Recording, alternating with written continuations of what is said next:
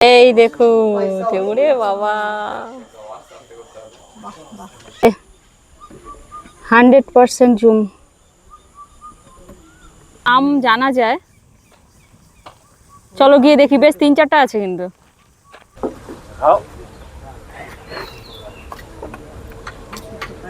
এই হচ্ছে গাড়ি।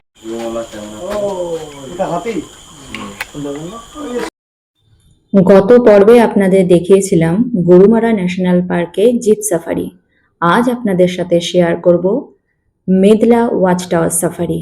আজকের পর্বে থাকবে আমরা সেদিন কি কি ওয়াইল্ড অ্যানিমেলস দেখেছিলাম, কিভাবে ফেরার পথে অন্ধকারে কোর এরিয়ার মধ্যে দিয়ে আমরা বেরিয়ে এলাম, এবং অবশ্যই থাকবে মেদলা ওয়াচ টাওয়ার সাফারি আপনারা কিভাবে বুকিং করতে পারবেন সেই ইনফরমেশন। চলুন শুরু করি। এই হলো আজকে আমার ব্রেকফাস্ট, আর সৌরভও সেম নিয়েছে, গার্গির আলাদা। গার্গি একটু তেলে ভাজা খাবে আজকে। ব্রেড অমলেট, স্যান্ডউইচ, এগুলো আমার ভীষণ প্রিয়, বিশেষ করে গ্রিল স্যান্ডউইচ। ব্রেড অমলেটও ভালো লাগে, দেখি অমলেটের টেস্ট।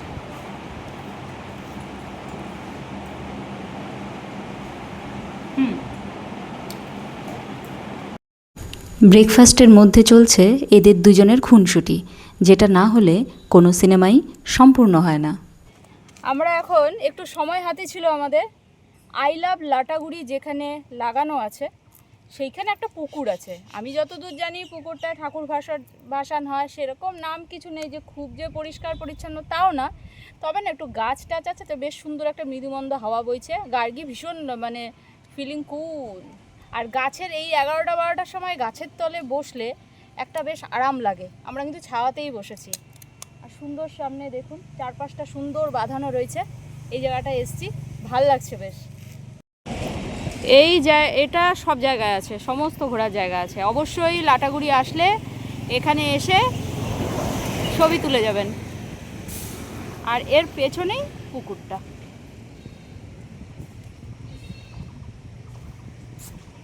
বিরাট পুকুর।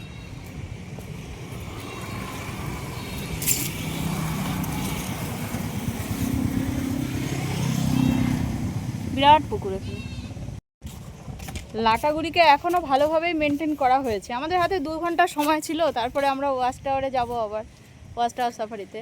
তো বেশি দূরে কোথাও যেতে পারছি না, একটু নদীর দিকে যেতে পারলে ভালো হতো, কিন্তু সে সময় আমাদের হবে না। তাই টুক করে বাজারে বেরিয়ে পড়েছি। বাজারে বেরিয়েও টুকটাক যা দেখছি বেশ কিন্তু ভালো লাগছে, বেশ ভালো লাগছে। আসবে তোমরা, লাটাগুড়ি বাজার ঘুরে যাবে, সুভিনিয়ার শপ ব্যাপক, মানে আমি দেখাবো তোমাদেরকে এই ব্লগেই। এত সুন্দর কালেকশান এখানকার মানুষের, এত সুন্দর হাতের কাজ, জাস্ট ভাবা যায় না। লাটাগুড়ি বাজারে 2-3টে বড় বড় দোকান আছে, যেখানে লাটাগুড়ির স্থানীয় মানুষদের হাতে তৈরি বিভিন্ন রকম জিনিস, যেগুলো থেকে আপনারা চোখ ফেরাতে পারবেন না। অনুরোধ করব আপনারা লাটাগুড়ি আসলে এই দোকানগুলোকে দেখুন, এবং কিছু কিনুন না কিনুন, অন্তত যে এই মানুষরা এই কোয়ালিটির জিনিস বানায় হাতে, সেটা অন্তত একবার দেখে যান। আজকে আমাদের লাঞ্চে আছে সবজি, ডাল, ভাজা, এদিকে চাটনি, মাছ, ওদিকে আছে চিকেন, পাঁপড়, আর ও খুব লাইট নিয়েছে, গার্গি খুবই লাইট খাবার নিয়েছে আজকে। ঠিক আছে, খাওয়া দাওয়া করি। এই দেখালাম, সাফারিতে যাওয়ার জন্য তাড়াতাড়ি খাওয়া দাওয়া করতে হচ্ছে। সকালে যা খেয়েছি এখনও খিদে পাইনি, কিন্তু আমাদের ফিরতে অনেক সময় লেগে যাবে, লাইনে গিয়ে দাঁড়াতে হবে। একটু টাইম হাতে নিয়েই যাচ্ছি, একটু মানে বেশ খানিকটা সময় হাতে নিয়ে আমরা যাচ্ছি। ঠিক আছে, খাওয়া দাওয়া শুরু করি, কাউন্টারে গিয়ে ওখানকার আপডেট তোমাদের দেবো আবার।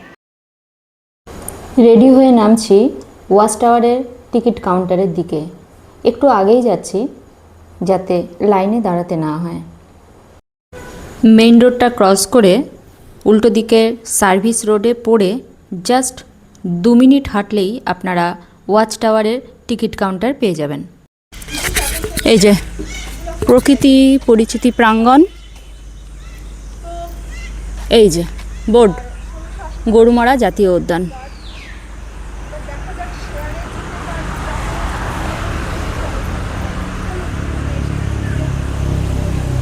দেখি কি অবস্থা, এখানে তো সব ফাঁকাই দেখছি ভেতরে।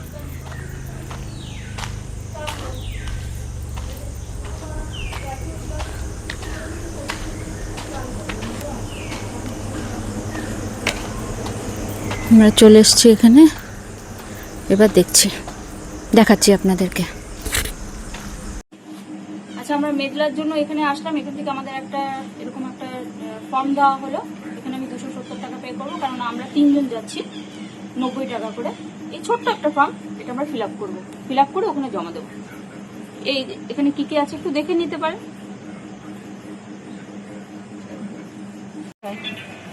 আচ্ছা, আমরা 3 জন যাব, আমাদের 3খানা গিফট।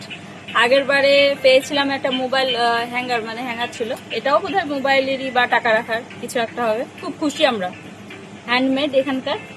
আচ্ছা, এখন আমরা দাঁড়িয়ে আছি ওয়াচ টাওয়ার যে টিকিট কাউন্টার, সেখানটায়।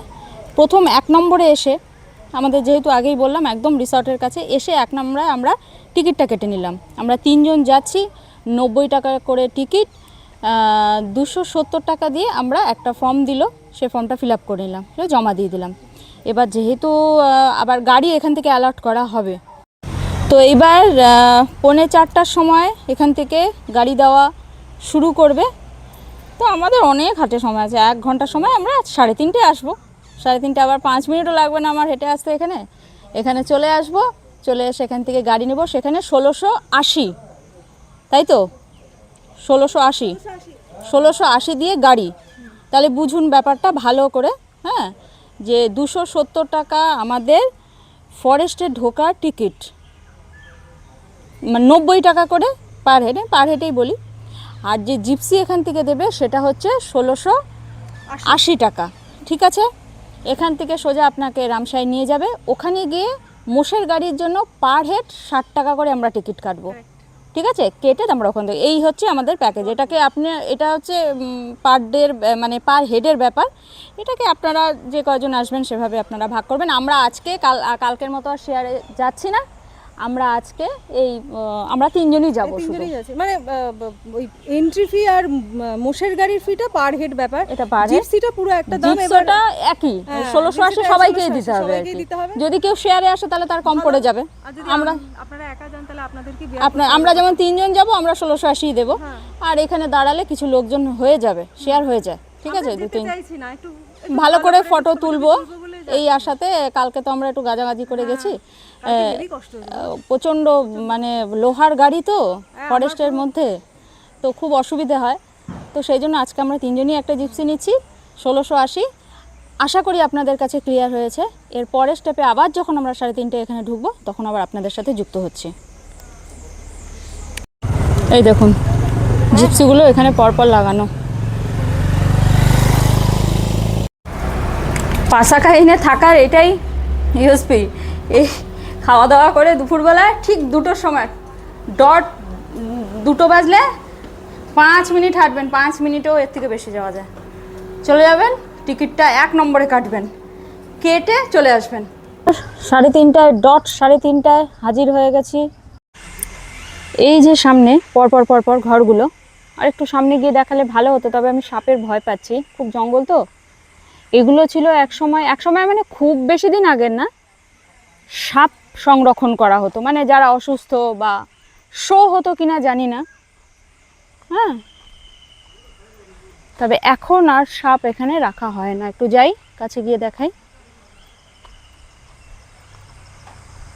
বাহ, এখানে সাপ রাখা হতো, কি অন্যরকম টাইপের ঘরগুলো, ওই টাইথনের জন্য। এখানে জিপ অ্যালট করা হচ্ছে, তার জন্য এখানে ভিড়। তা আমাদের জিপ অ্যালট হয়ে গেছে, আমাদের গাইড সাহেব এসে গেছেন। চলুন এবার শুরু করা যাক।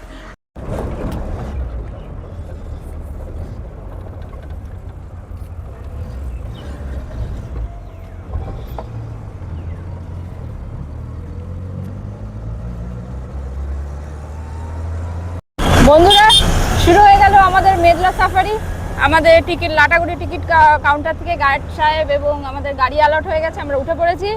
এখন তো এনএইচ দিয়ে যাচ্ছি, এরপর গিয়ে আমরা রামসাইতে আপনাদের সাথে কথা বলবো। এটা হচ্ছে মেদলা ওয়াচ টাওয়ার ঢোকার মেইন গেট। দুটো গাড়ি এসেছিল, এর থেকে বেশি পর্যটক ছিলেন না। এখান থেকে আমরা কোর এরিয়ার মধ্যে দিয়ে সাফারি করে পৌঁছে যাব রামসাই।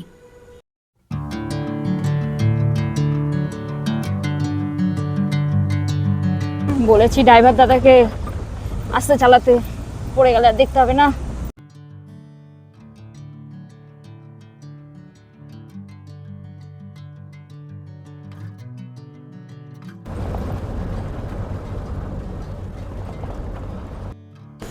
ফরেস্টে ঢুকেই দর্শন পেয়ে গেলাম একটি বড় সাইজের ঈগলের।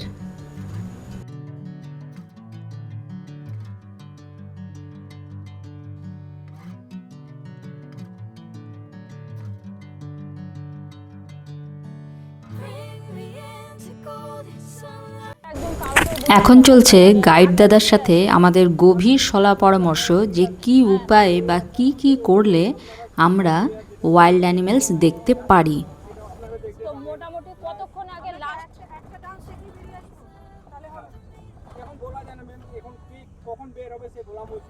না, সে তো গ্যারান্টি নেই, চেষ্টা। কিছু কথা আপনাদেরকে বলি, যদি আপনারা সত্যিকারে মানে দেখতে চান বন্যপ্রাণ, তার কিছু টেকনিক আছে। সবচেয়ে ভালো গাইড দাদা, ড্রাইভার দাদারা এটা গাইড করে দেয়। এবার কারা কি দেখতে চান সেটা আপনাদেরকে একটু দেখতে হবে। তো কালকেও আমরা শুনেছিলাম এটা, যেহেতু কালকে আমরা শেয়ারে ছিলাম, তো মতামতটা বুঝতেই পারেন সকলের মতামতে। ডান্স দেখার থেকে, ডান্স তো আমরা অবশ্যই আদিবাসীদের ট্রাইবদের ডান্স নিশ্চয়ই দেখবো, আরও অনেক জায়গায় হয়তো সুযোগ পাবো দেখার, কিন্তু জঙ্গলে যখন এসছি তখন তো চেষ্টা করবো না যে বন্যপ্রাণ দেখা যায় কি যায় না।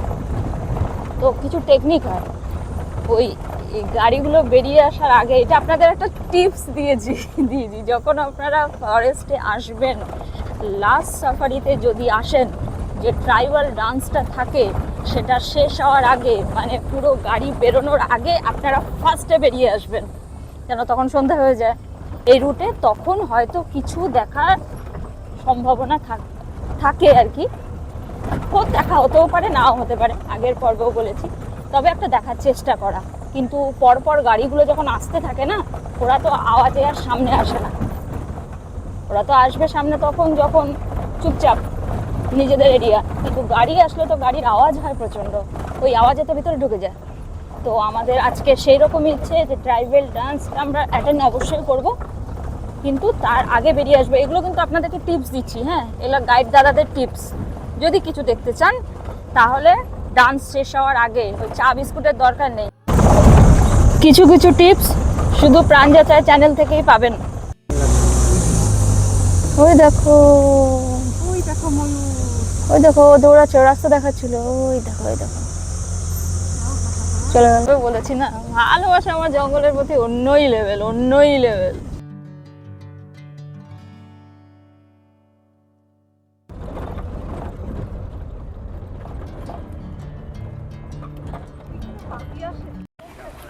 কোর সাফারিতে করে আমরা চলে আসলাম কালীপুর ইকো রিসর্টে। এইখান থেকে আমাদের মোষের গাড়ি, যে গাড়িগুলো এর সাথে মোষ লাগানো হবে, টাইম মতো 4:30টায় শুরু হবে, সেখান থেকে আমরা যাব। এটা যেহেতু টুরিস্ট কম, আর মোষের গাড়িতে তো 9-10 জনের সিট থাকে, 8 থেকে 9 জনের সিট, তো আমরা তো বেশি আসেনি মানুষ। বললাম না, ওই জিপ সাফারিতেই বেশি যায়, মেদলাতে খুব কম আসে।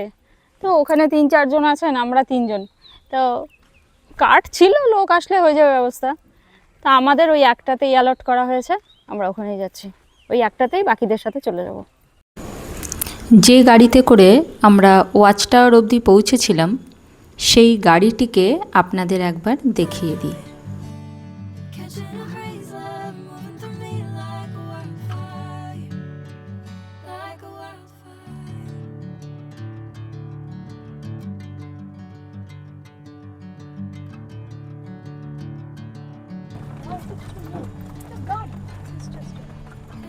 চলো শুরু হলো।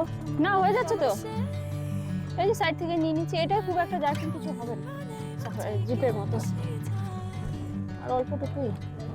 দেখিস ব্যাগটা একটা পিছনে রেখে দেন, আরে পরিষ্কার তো আসবে। এই যে নিচে রেখে দে, হ্যাঁ কিচ্ছু অসুবিধা নেই।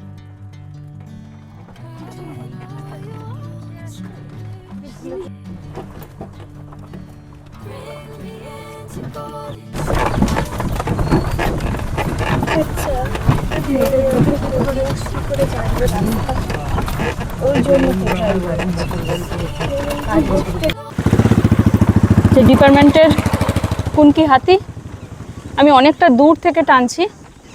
আমি একটু গিয়ে যদি ছোট বাচ্চা তার অন্তত নাম জানা যায়, চলো গিয়ে দেখি। বেশ 3-4টা আছে কিন্তু। গরুমারা দক্ষিণ বনাঞ্চল গরুমারা জাতীয় উদ্যান। চলে আসলাম, ওখানে নামলাম কার্ট থেকে নেমে। এই যে খানিকটা, অল্প খানিকটা রাস্তা একটা হেঁটে যাবো।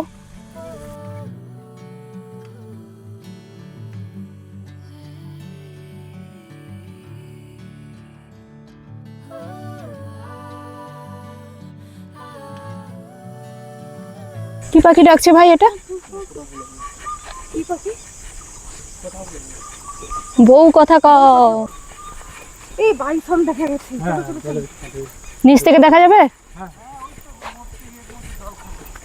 ওরে বাস, চল দেখতে পেয়ে গেছি। লাগা, বাইসন দেখতে পেয়ে গেছি।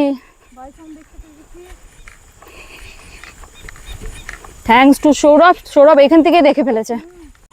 এই যে 100% জুম। আর জুম হবে না? না আর হবে না। গন্ডার আছে, গন্ডার আছে। চলো চলো। এই হচ্ছে মেঘলা ওয়াচ টাওয়ার, একদম টপ ফ্লোর। দেখুন সামনে ফিল্ডটা দেখুন, এখানে গন্ডার থাকেই।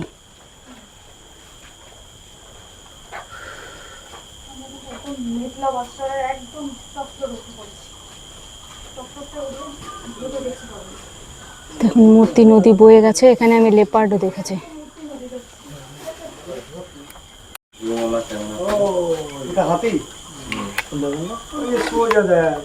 ভাই আমাদের গাইড কই গেল?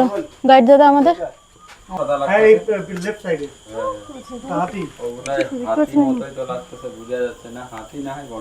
কি ওই পাশের নদীতে নাকি না? তারপর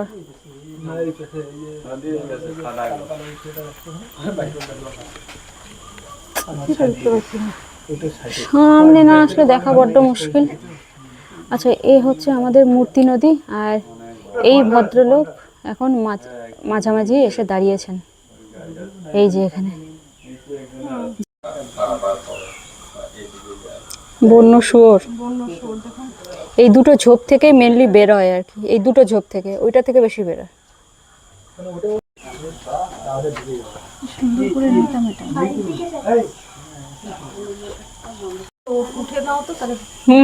পাচ্ছেন?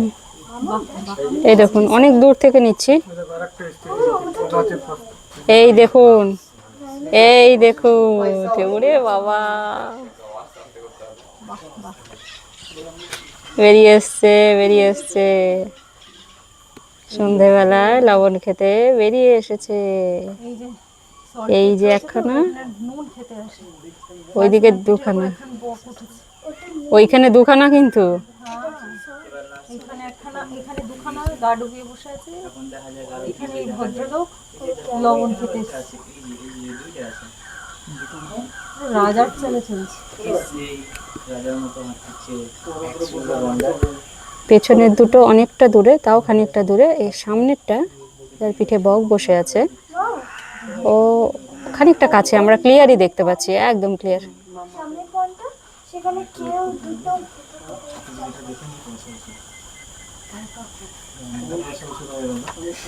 বেশ ভালো দেখা যাচ্ছে।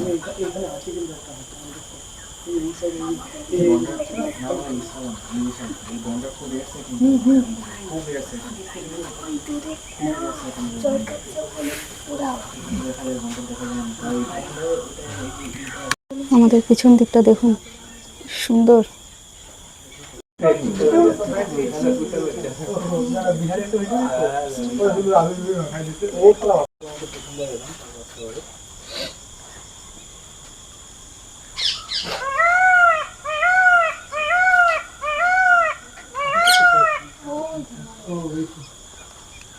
হ্যাঁ, উঠে যাচ্ছে।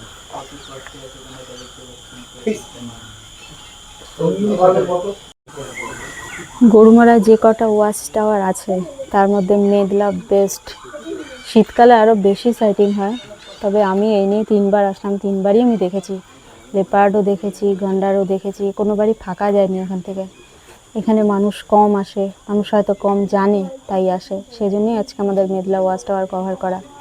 আপনারা এখানে আসুন, আসুন দেখুন, বিকালের ট্রিপে আসবেন সন্ধ্যারটায়। আরও বেরিয়েছে গন্ডার, এই দুটো ঝোপ থেকে আরও বেরিয়েছে। আমাদের দিদি এখন বাইনোকুলার দিয়ে গন্ডার দেখছে। ও ব্যাপক ব্যাপক।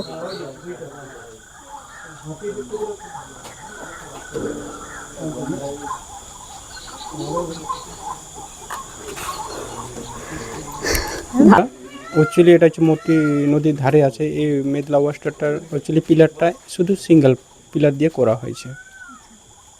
আপনারা এখানে আসুন, খুব ভালো ভিউ পয়েন্টটা দেখতে পাবেন, গন্ডার দেখতে পাবেন বা বাইসন। এখানে মোটি নদীর ধারে আছে, এইসব জায়গার মধ্যে আসলে কি জল খেতে আসলে আপনারা গন্ডার বা বাইসন, হাতি, হরিণ এগুলো আপনারা দেখতে পাবেন। অনেক সময় লেপার্ড পাওয়া যায়, আমরা খুবই রেয়ার দেখতে পাই, বছরে মাসে বা একবার দুবার দেখতে পাই। ভীষণভাবে এক্সাইটেড ফিল করছে। প্রবলেম হচ্ছে এক্সাইটমেন্ট আর অস্বস্তি বোধহয় একসাথেই আসে। জিপের ঝাঁকানি আর ক্যামেরা ধরার জন্য পুরো হাত ব্যথা করছে, কিন্তু তাও উৎসাহের অভাব নেই। ছুটতে ছুটতে একদম গন্ডার দেখে বেড়াচ্ছি, বুঝলেন তো। এখানে আসবেন, মেঘলা ওয়াচ টাওয়ারে আসবেন। প্রচুর গন্ডার, গন্ডার, আমরা বন্য শূকর, বাইসন, প্রচুর। আজকে ওয়ান্ডারের ছড়াছড়ি। আমি সাধারণত আগে দুটো দেখেছিলাম, আজকে 4-5টার বেশি দেখে ফেললাম। আজকে পুরো সার্থক, বলো একদম একদম সার্থক পুরো। একদম। মানে গন্ডার, ময়ূর, বাইসন, সব। আর গন্ডার একটা দুটো না, বোধহয় অনেক কটা, 8-9খানা দেখেছি আমরা। মানে প্রথমে মানে জলের মধ্যে গা ডুবিয়ে বসেছিল, তারপরে উঠে দাঁড়িয়েছে।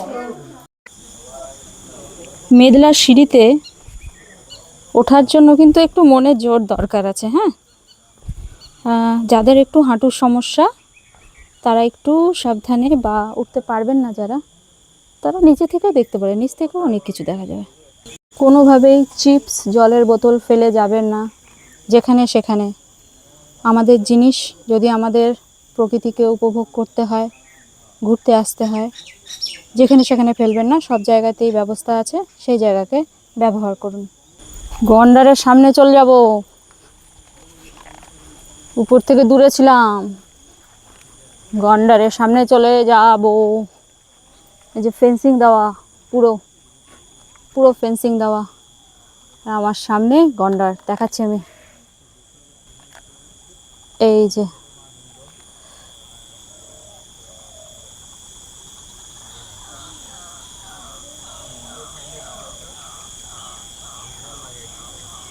এই যে আমাদের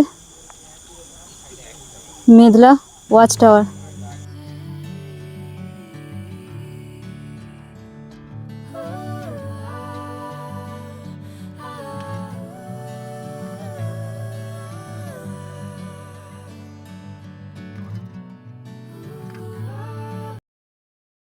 হরিণ, হরিণ দূরে আছে, ক্লান্ত হয়ে গেছি, কিন্তু লাইন দিয়ে পেরোলো, লাইন দিয়ে। আচ্ছা না, তবে হরিণ যেভাবে পার হলো না, ওহ নাইস।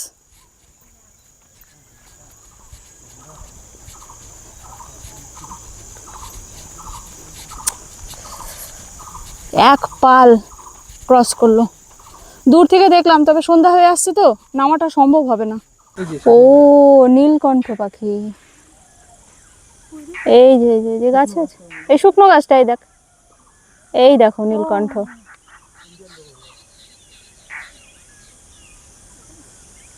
হরিণ তো পাইলাম না, নীলকণ্ঠ।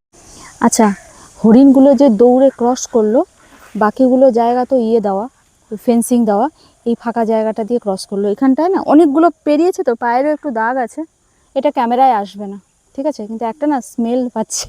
এই দিকটায় গেছে, এই দিকটায় ক্রস হয়েছে, ওই পাশে নদী, এখন তো সব নদীতেই। ডিপার্টমেন্টের এখানে একটা বেশ বড় সড়ো অফিস আছে, বেশ লোকজন আছে, ফরেস্ট পাহারা দেওয়ার। দেখাচ্ছি, একটু চোখ রাখলে দেখতে পাবেন, পিলখানা, হাতি আছে।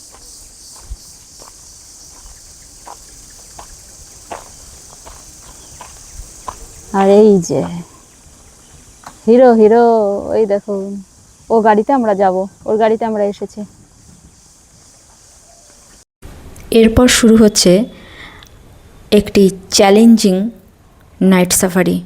ফিরতে ফিরতে সন্ধে হয়ে গেছিল এবং কোর এরিয়ার মধ্যে দিয়ে, গভীর জঙ্গলের মধ্যে দিয়ে অন্ধকারে একা আমাদের গাড়িটি ফেরত এসেছিল। এবার দেখুন সেই অধ্যায়টি। হয়ে গেল সাফারি, গাড়ি থেকে নামলাম। গাড়ি চুকচুকের দিকে চলে যাই বুঝি। এটা মেটলা গেলাম আমরা, হ্যাঁ, ওখান থেকে কিছু করে দিয়ে বাপাসে চুপচুপি। ও এটা কোর এরিয়া, এটা আমাদের যেতে দিবে না, এটা ডাইরেক্ট যাত্রা উপরে চলে যাবে। ও এটা তো সাফারি রুট, এইটা তো সাফারি রুট, এটা তো কালকে ওইদিকে একটা 4 মাথার মোড়ে এসে দাঁড়িয়ে আছি গাড়ি বন্ধ করে। আমাদের সাথে আর অন্য কোনো গাড়ি নেই, আমরা এই 5 জনই আছি। এবার উদ্দেশ্য এটাই ছিল যদি কিছু দেখতে পাই। একটু রিস্ক নিয়ে দাঁড়িয়েছি, ঠিক আছে, ওখানে দাঁড়ানোর কথা না। এবার একটু কান পাচ্ছি, যদি কিছু শোনা যায়। অন্ধকার হয়ে গেছে, এখানে দাঁড়ানোর কোনো গল্পই না। আমরা দাঁড়িয়েছি, অ্যাডভেঞ্চার প্রিয় মানুষ, আমরা দাঁড়িয়েছি। রেকমেন্ডেড নয়, প্রথমেই বলি এটা রেকমেন্ডেড নয়, আমরা নিজেদের দায়িত্বে দাঁড়িয়েছি, ঠিক আছে।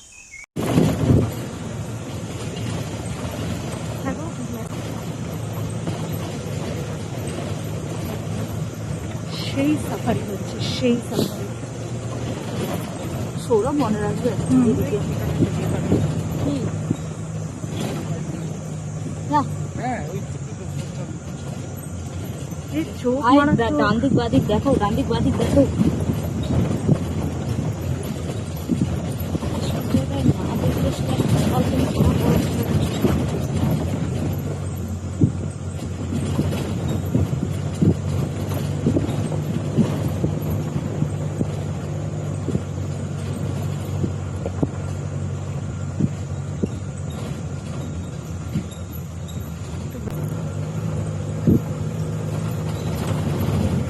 সেই সাফারি হচ্ছে, সেই সাফারি, বুঝলেন তো?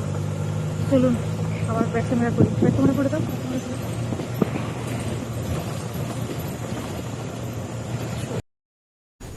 ওই মুহূর্তে এতটাই অন্ধকার ছিল যে আমাদের গাড়ির 10 হাত দূরে বা 10 হাত পেছন দিয়ে অনেক কিছু ক্রস হয়ে যাচ্ছিল, কিন্তু আমরা ঘুটঘুটি অন্ধকারের জন্য সেটাও দেখতে পাচ্ছিলাম না।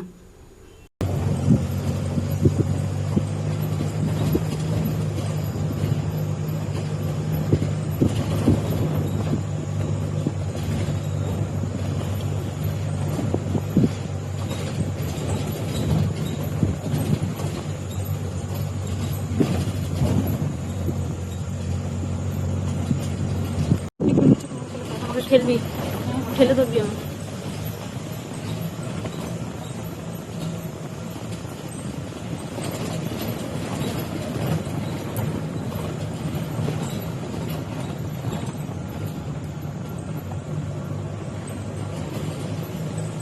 জীবনে এই সাফারি আপনারা দেখতে পাবেন না, আমরা প্রাণের ঝুঁকি নিয়ে আপনাদের দেখাচ্ছি। এত রাত অব্দি এটা করাই না, শুধু বলেছিলাম, রিকোয়েস্ট করেছিলাম, আর যেহেতু আমরা পাবো সেই জন্য আমাদের গাইড দাদা ওরা রিস্কটা নিয়েছে, রিক্সা নিয়ে শুরুতেই বলেছিলেন। কেননা অন্যরা যেদিকে যায় না তারা লাইন দিয়ে যাচ্ছে। পুরো উল্টো দিক দিয়ে গেল। পারবে না, আচ্ছা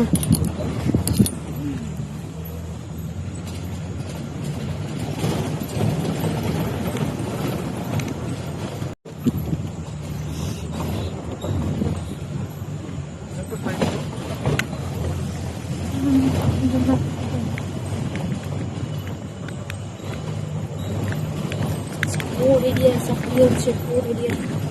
ভিউ পাই না পাই, আমরা ইউটিউবার হিসেবে কিছু করতে পারি না পারি, আমরা ভালোবাসি করতে, আর ভয় পাচ্ছি না একদম। আপনাদের বলছি, রেকমেন্ড করছি না ঠিকই, কিন্তু আমি ব্যক্তিগতভাবে ভয় পাচ্ছি না এখন, ঠিক আছে।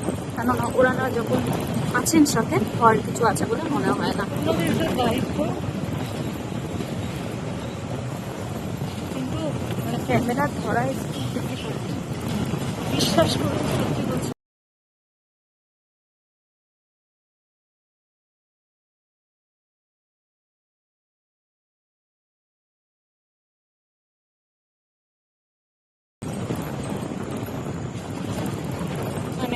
ক্যামেরা ধরেছি আর একটাই এগুলো করে রাস্তায় আমরা ব্যালেন্স রাখছি, এটা সম্ভব হচ্ছে না। পুরোটাই আপনাদেরকে দেখাবো। এই হাতির এক্ষুনি হাতি গেছে, এই মোমেন্ট হাতি গেছে।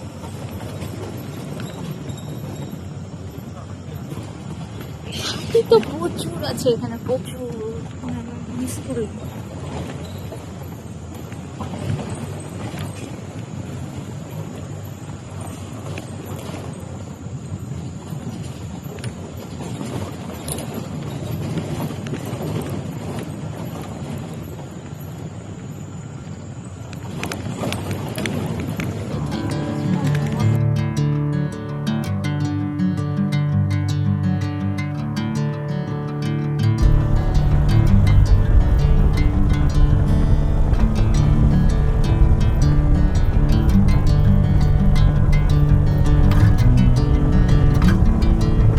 নিজেও এনজয় করছি, আপনাদেরকেও দেখাচ্ছি।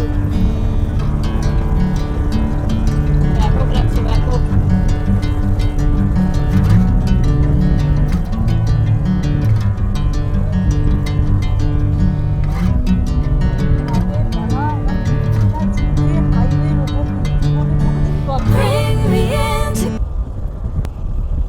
উটখলাজি ভাবে, আরে বাবা, লাটাগুড়ি ফরেস্ট।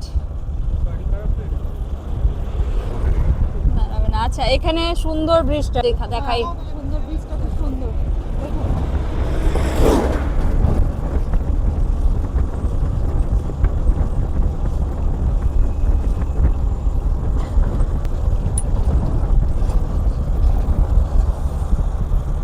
আচ্ছা, তিন মূর্তি আমার ব্যাগটা নিচে আছে, নিচে আছে।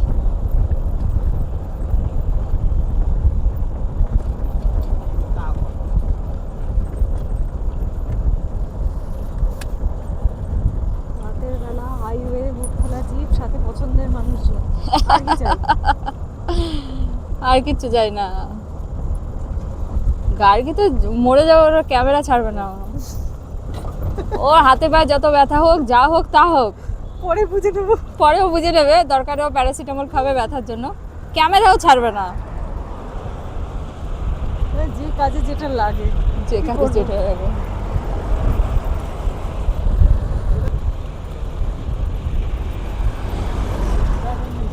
এই হচ্ছে পাসাকাইনে থাকার মজা। উফ বাবা, এই যে নামলাম, দারুণ দারুণ।